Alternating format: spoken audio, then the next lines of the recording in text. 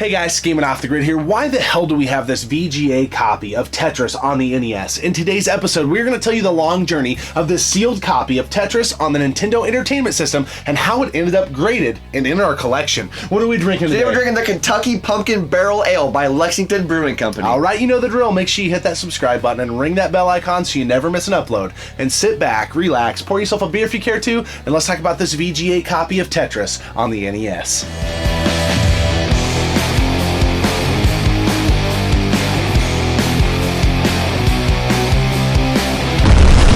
Want to know about beer, wrestling games, or gaming, you've got to check out Gaming Off the Grid.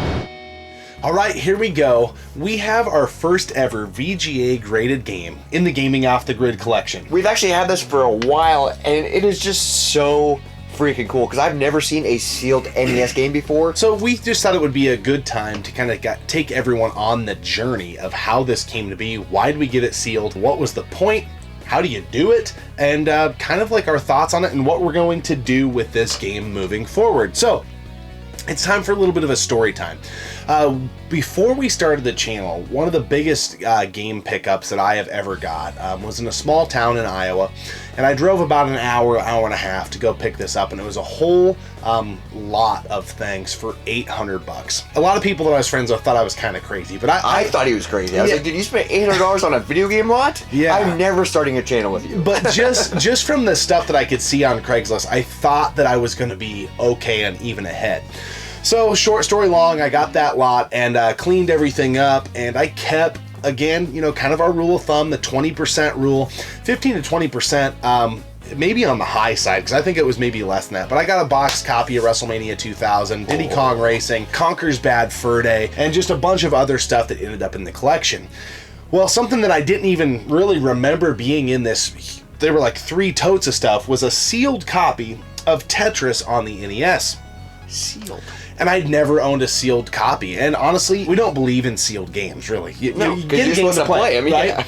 So it was just one of those things. I'd already had a copy on the NES, but it had the Walmart sticker on it, and for some reason... And it has the plastic tab that it was hanging on. So those two things to me were really cool, and I was like, it was really neat to see this game sold for $32.96 back in whatever, 88 or whatever. Whenever it sold. So I always thought that was really cool. And back in the day, when I was a younger kid, I was really into football cards. I collected football cards like crazy. I spent so many days of my youth at the local video game store, which also had a card shop in the back. And I'd always seen graded football and baseball cards and was like, man, that is so cool. And I always wanted to have a football card graded. What card would you get graded? Brett Favre? I've got a Brett Favre Stadium Club rookie card that I would get graded if I could. But anyways, this opportunity was here with this sealed copy of Tetris. And I was like, you know what? I looked it up, and it was just something I didn't really think I was going to keep. And it's going, rate for a sealed copy somewhere $150 to $200 probably if you sold it on eBay. And so I looked into getting this game graded, and much to my surprise, it's relatively cheap. So if you just Google the VGA grading or Video Game Authority, that is the entity that does these gradings. And I think they grade other things as well, but this is kind of the known commodity in the grading scene. And we're speaking about something we don't know a ton about. This is the only one we've ever done. Yeah, the only one we've ever done. So we're just kind of bringing you up to speed on our experience. And the website is fairly archaic. It is very archaic. If you just look at it, it's kind of a 90s vibe, it's right? It's very cute, very blocks. There's no soft lines. And it's like, okay, MySpace. Yeah, very early days. So the information is not the easiest and most intuitive per se. But I did get to a pricing sheet, and it has, based off the value of the game and what type of grading you want to be done, blah, blah, blah, blah, blah. Short story long, it came out for the one I wanted to do. I didn't get the UV protection or any of this other stuff, just basic. It was $43. I was like, you know what? The game's a $150 game. What's another $43 to throw at the game? So that's like $200 right there. Yeah.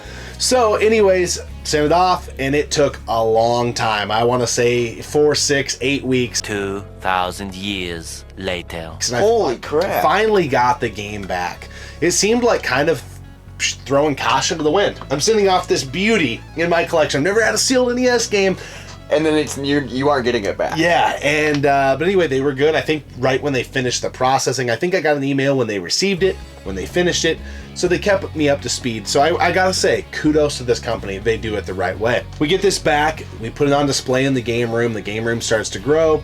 I think I got this so it had returned after the channel started, and it was always kind of back. I think it might have been on the shelf at one point. It was back here, yeah. So we have Super Nintendo behind him, NES behind me, and as the things have grown, it just kind of got shuffled around the room. And then we're like, you know what? This was laying the other day over on our arcade cabinet, and I was like, why do we still have this?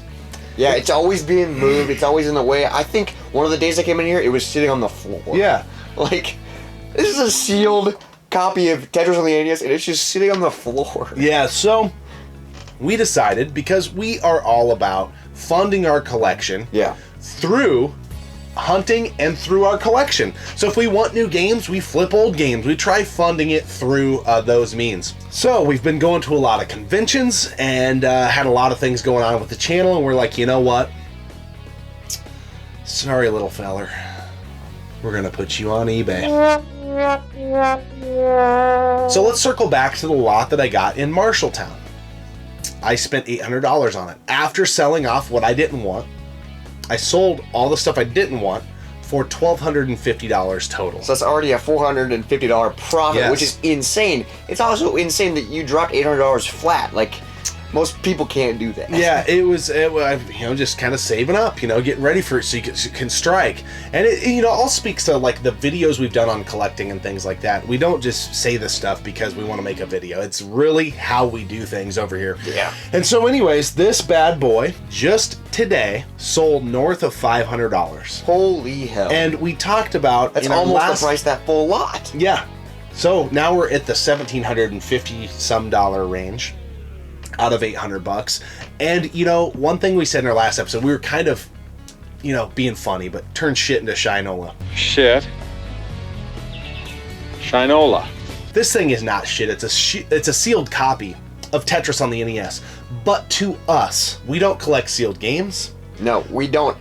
Tetris sucks compared to Dr. Mario. I mean, I know Tetris was a huge staple, but Dr. Mario is way better. If this was a sealed copy of Dr. Mario, I would take it home with me. But it's Tetris, I can't agree with that comment. But we do go after a lot of co-op games, so on and so forth. We already have a copy of this game. We believe games are meant to be played, not sealed. So, point being, why we wanted to bring this to your attention is sometimes if you see something that's a good deal, even if it's not what you collect, I would have never thought to buy a sealed NES game.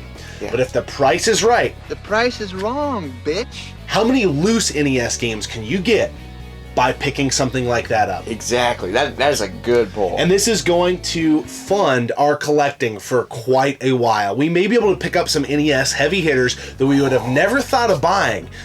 Power Blade 2, something like that. Oh, because of this thing. And so we wanted to shoot an episode just to let you know, if you're out there wondering, how do I get a game graded? VGA, Video Game Authority, they do a really good job and they treated this very, very well. If you're wondering, how can I fund a retro collection? The prices are through the roof. You gotta dig deep, you gotta go out there and hunt. We'll post in the corner up here some of our hunting and collecting tip videos that we have done in the past.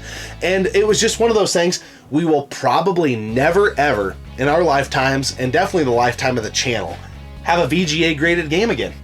Don't ever say never. It's a long shot. I'm hoping for Dr. Mario. I really just want to tell the story of this game before we ship it out. So anyways. And speaking of stories, let's talk about this beer. This is the Kentucky Pumpkin Barrel Ale. What do you think? So right now the fall season is just starting, but the shortage of fall beers around our area right now could make a grown man cry. I feel like it's like that every year. It is. It's disappointing. Nothing against Oktoberfest beers, but that's all we're seeing in our local stores, right? Initially, both of us, when we first tasted it, was like, whoa. This might be good. And then the longer I drink it, and the more it sits, the more my woe goes away. Yeah. It's very weird. It kind of has a sweet element. I know they brewed it with caramel and vanilla aspects, and I can kind of taste that sweetness from that. But for being barrel aged, for being a pumpkin beer, this is a very light and simple beer. I don't really taste the barrel aged. I don't really taste the pumpkin either. Here's my problem with it. It speaks bland. to a lot of what you're saying, except for one thing. So the barrel aged component, and it being 10%, I'm getting a lot of alcohol coming through on the finish. and a good imperial or barrel-aged beer hides it very well. It's a very strange situation. It has a thin mouthfeel, there's not much going on, and the alcohol content is present. Yeah, it's kind of a turnoff. Yeah, it is. So this beer's okay at best. I can't highly recommend this one if you see it. This is the first one we've had from the brewery, so not saying that they don't know what they're doing, but with this one, I just feel this is a very blasé. Yeah, I'm just like, beer. this does not get me in the mood for Halloween. Yeah, and it's unfortunate because it's our favorite time of year, but this is the second year in a row we're off to a rocky start. Yeah, and I was worried about that. Anyways, the beer is not the greatest, but I think the story of this game is. I think there is something to glean from the story of this game, and that's why we're doing this episode. We want to help you, the community, fund your collections, think outside the box, and really find unique ways to go after retro games. And I also do want to say farewell to you, little buddy. Yeah. You've been around since the beginning of the channel, so Yes. goodbye. Mwah! We are gonna miss you. I still love you. Games are meant to be played, not sealed. However, if you find a sealed game that you can take advantage of and fund other unsealed games, let's go. Yeah. Let's make some money. Let's do it Got G style. You know the drill. We always appreciate you tuning in and subscribing to the channel. Keep gaming, keep drinking. We'll see you next time right here on Gaming Off the Grid. Hey guys, Gaming Off the Grid here. Why the hell did we get a VGA graded Tetris. What are we drinking Today we're drinking the Kentucky Pumpkin Barrel Ale by Lexington Brewing Company. That's a lot of fucking words. Kentucky Pumpkin Barrel Ale. That's not even a good name. That's stupid. Hey guys.